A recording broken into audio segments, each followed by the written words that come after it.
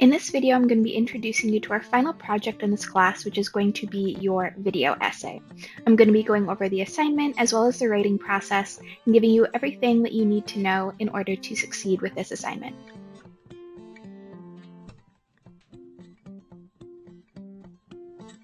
The requirements for this assignment are pretty simple. One, you must have a foundational text and a related research topic, and I'll go over both of those shortly. Second, you're going to need 5 paragraphs minimum, and you're going to want to include text, images, and narration throughout the entire video. The writing process for this video essay is going to be 6 parts. First, you're going to choose your foundational text, then brainstorm, then you're going to choose your research topic and come up with a general plan, then you're going to do your outline, then a script or storyboard, and finally you're going to make the video. As you go through each of the parts, I'm going to be leaving feedback so that you're going to know whether or not you're on the right track. Today in this video, I'm going to be going over all 6 parts so that you know what's coming up. However, remember that you're not expected to get this all done right now. This is going to be accomplished over a couple weeks, and as I said, I will be giving you feedback throughout so that you'll know if there's any issues or things that you need to revise. Step 1 will be choosing your foundational text. So let's talk about what the foundational text is. So for this essay, you're going to be choosing some sort of text, whether that's an essay, an article, a book, a movie, a television show, song or album, or cultural event as your foundational text. Later on, you're going to be choosing a research topic related to that, but for now, you're just going to be choosing the text that you're interested in. I always recommend choosing something that you personally find interesting and that has a worthwhile theme or message that you want to explore more. It doesn't have to be an award-winning movie or television show, it just needs to matter to you and be sending a message that is worth talking about.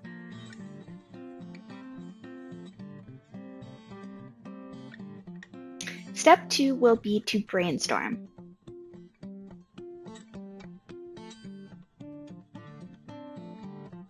So for this step, you're going to be downloading a Google Doc that you're going to be filling out. And there are 3 different questions that you're going to be answering. And I recommend spending 5 minutes on each question and just jotting down as much information as comes to mind. Once you're done filling this out, you should have a lot of different ideas in terms of things that you might want to talk about. And that's going to come in handy when you actually end up choosing your research topic. One thing you're going to notice is in the final question, there's a link to different literary criticisms that you can consider when you're looking at your own topic. So I want to just go over some of those and hopefully it gives you some ideas. And if not, that's fine, but I figured I would mention it. So some common critical lenses that I've seen my students use very effectively are listed here. So starting with biographical criticism, this is looking at the creator of the text. So looking at how their life or their experiences impacted what they created. Next is historical criticism, which is looking at the historical context of when the text was made and what it was saying about what was happening at the time. The next critical lens to consider is sociological or Marxist criticism, and that's going to be looking at group dynamics, power dynamics, economic dynamics, and this can be really helpful if you're doing any sort of dystopian or kind of futuristic text that you want to look at. And then you can also consider feminist or gender criticism. So what is a text saying about gender, about sexuality, or any of those related things? And then finally, you can consider psychological or psychoanalytic criticism. So if you've ever taken a psychology class and been really interested in some of the terms and ideas that you've learned about, this could be a really fun way to incorporate that into your text. So basically, you are going to psychoanalyze the characters or the things that are happening in the text and talk about what it means in the broader lens. As I mentioned before, all of these critical lenses are completely optional. You do not need to consider them when you're writing your own video essay. They're just things to consider if you're looking for a research topic or looking for a way to discuss your text. And if any of these are something that appeals to you, you're welcome to use them. After you're done brainstorming, the next step will be to choose your research topic. For this assignment, you're going to be filling out another Google Doc. And as you see here, there is a list of instructions, which you're welcome to go over.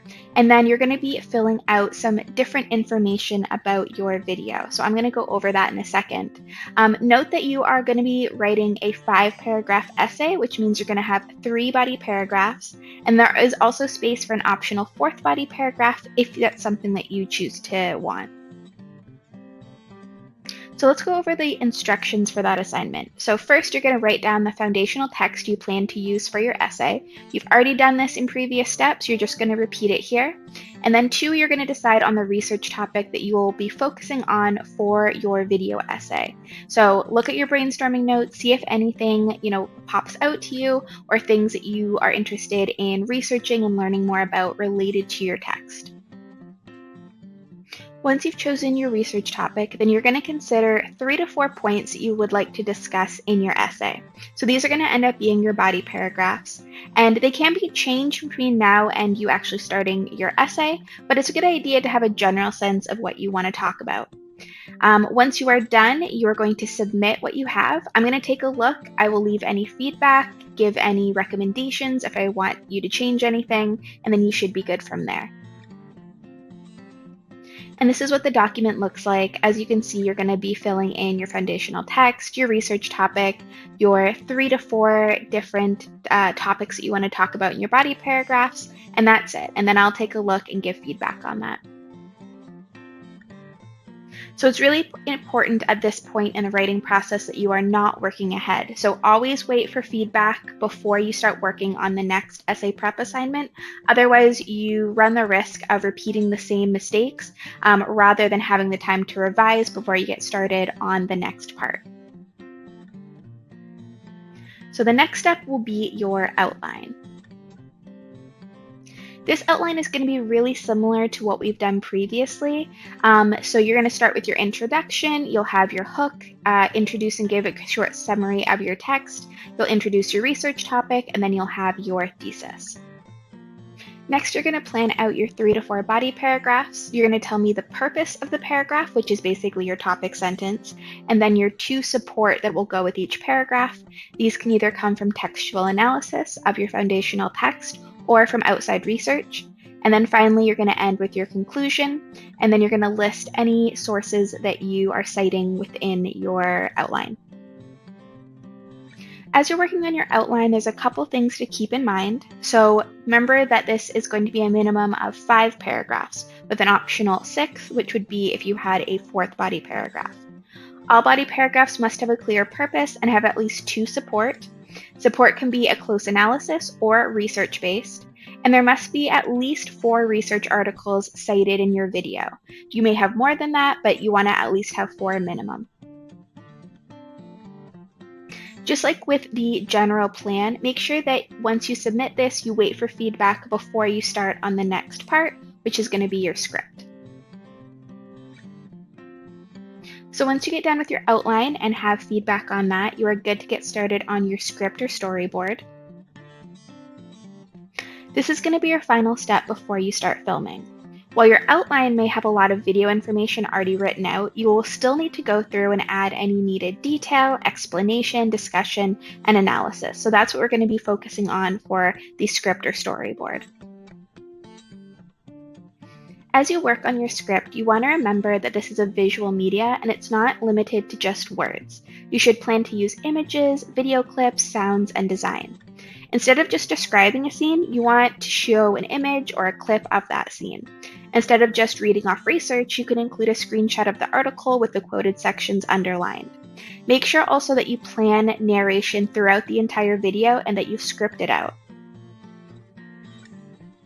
So a couple notes for those of you that are new to video making and have only made videos for this class. You can definitely continue to use Adobe Spark. You don't need to worry about getting any other type of video editing software.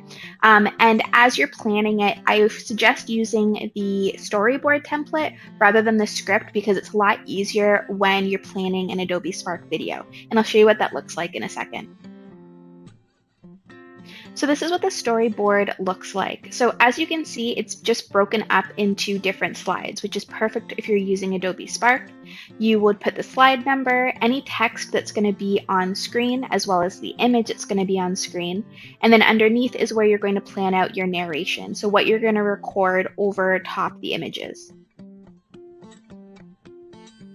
As you're working on your storyboard, keep in mind that you're not going to be putting your entire paragraph into one slide. You're going to be breaking up each paragraph into multiple slides. The easiest thing to do is to use the sections of your outline as a starting point, and feel free to merge or split as needed. So to give you an example, this would be a breakdown of the introduction in different slides. So here I have an introduction that's broken up into 4 different slides. The first would be the hook, the second would be introducing the foundational text, the third would be introducing the research topic, and then the fourth would be your thesis. These are all the same paragraph, but you're going to break it up into different slides. So some general recommendations that I have for you guys is 1, to consider breaking up your video into parts using title cards in between each of your paragraphs. This is a really good way to organize your video and to make it very clear when you're switching between topics. When you're introducing research, you need to visually represent this. So this could be done via text by putting the quotes into text, or to visually represent it, you can also use a screenshot of the article. Finally, to make it easier for me to grade, make sure that as you're working on your slides that you highlight any research quotes that are in your script. That way I know where they are and I'm not having to search for them. So this is an example from a student from a previous semester. So what they did is they found a bunch of video clips that they wanted to use as the images as they went through their different topics.